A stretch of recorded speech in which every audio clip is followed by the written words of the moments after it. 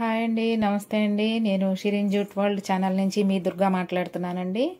ఈరోజు నేను చేయబోయే వీడియో అంటే బొచ్చే పులుసు పెడుతున్నానండి. చేపల కూర, బొచ్చే పులుసు అన్నమాట, చేపల కూర ఈరోజు. ఇందులో ముందుగా మనకి కావాల్సిన ఇంగ్రీడియంట్స్ ఏమేమంటే, ఇలా కడిగి పెట్టుకున్న ఫిష్, ఇది చేప ముక్కల మీద ఇలా కొంచెం పసుపు వేసుకోవాలండి. ఈ పసుపు వేసిన తర్వాత ఉప్పు కూడా ముక్కలకి కలపాలండి. ఇందులో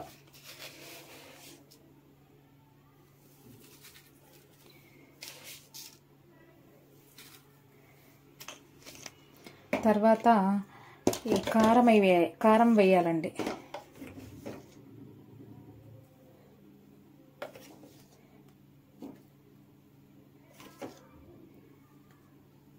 ఇలా కారం వేసిన తర్వాత ఉప్పు, కారం, పసుపు ఇప్పుడు వేసేసాం కదండి. ఇందులో మనం ఏంటంటే ఈరోజు 1.5 కేజీ ముక్కలు ఉన్నాయి కాబట్టి మేము ఈరోజు దీన్ని 2 కర్రీస్గా చేస్తానండి నేను. అందుకే ఈరోజు సగం చేస్తాను, ఇంకా వేరే రోజు సగం చేస్తాను అనమాట అండి. అందుకే కొంచెం పచ్చి ఆయిల్ వేసేసి, పల్లి ఆయిల్, పచ్చి ఆయిల్ వేసేసి నేను ముక్కల్ని ఇలా కలియబెడతానండి. కలియబెట్టేసి ఇలా మనం వండుకునే ముక్కలు ఈ రోజుకి తీసేసుకొని ఇలా కలియబెట్టేసేసి బాక్స్లో పెట్టేసి నేను ఫ్రిడ్జ్లో పెట్టేస్తానండి. ఇలా ఫ్రిడ్జ్లో పెట్టడం వలన మనకి ఏ రోజు కావాలంటే ఆ రోజు మనము వండుకోవచ్చు అనమాట అండి.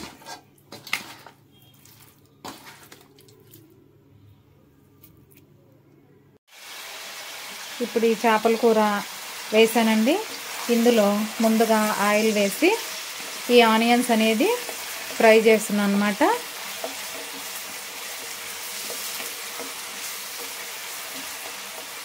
ఇందులో ఈ చేపల కూరలో అండి ఎప్పుడైనా కూడా మనము పచ్చిమిర్చి, ఉల్లిపాయ వేయగానే వేసేసేయకూడదండి. అది ఎందుకంటే సగం బాయిల్ అయిన తర్వాత పచ్చిమిర్చి కనుక వేసుకున్నట్లయితే మనకి కాయలుగా అందులోకి పులుసు వెళ్ళి బాగుంటాయి అన్నమాట. ముందే వేసేస్తే కనుక ఆనియన్స్తో పాటు మనకేమవుతుందంటే అవి మనము కర్రీ మొత్తం అయ్యేటప్పటికి పీస్ అయిపోతాయి అన్నమాట కాయలు. అలా కాకుండా ఇలా సగం వేగేటప్పటికి ఇలా వేసుకోండి పచ్చిమిర్చి అనేది.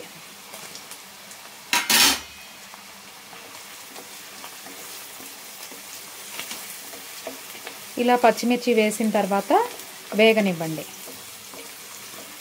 ఈ చేపల కూరకండి ఆనియన్స్ పూర్తిగా వేగిపోవాలన్నమాట అండి.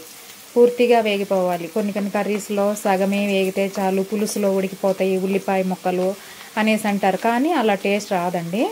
ఇలా ఆనియన్స్ అనేది పూర్తిగా మీరు ఫ్రై అవ్వనివ్వండి.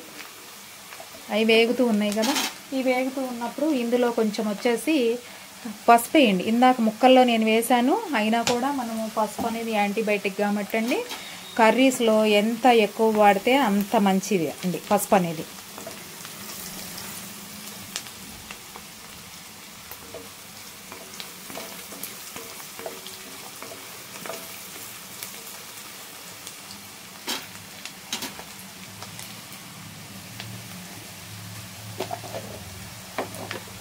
ఇప్పుడు ఇందులో ఇలా వేగుతున్నాయి కదండి.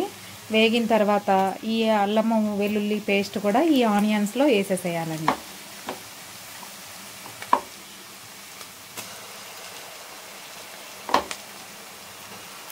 అల్లం వెల్లుల్లి పేస్ట్ అనేది కొంచెము నేనైతే ఎక్కువే వేస్తానండి, ఎందుకంటే ముక్కలు కూడా ఉన్నాయి కదా.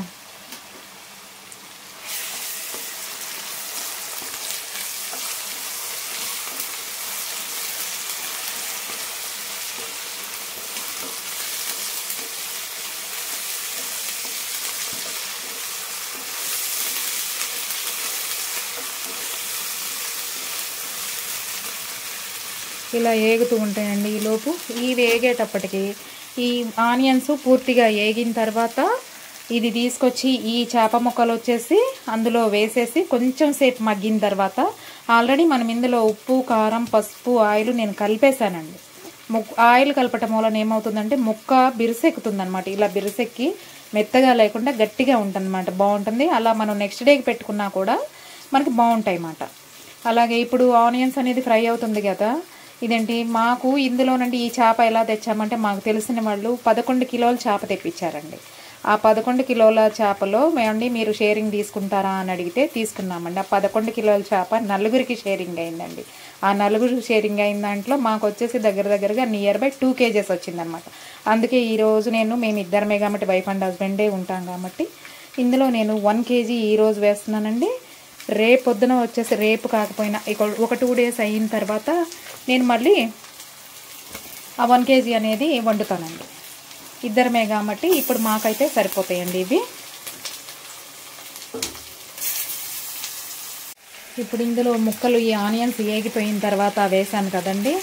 ఈ చేపల కూరని ఎప్పుడైనా సరే మీరు సిమ్ములో వండుకుంటేనే ఈ చేపల కూర టేస్ట్ అనేది వస్తుందండి.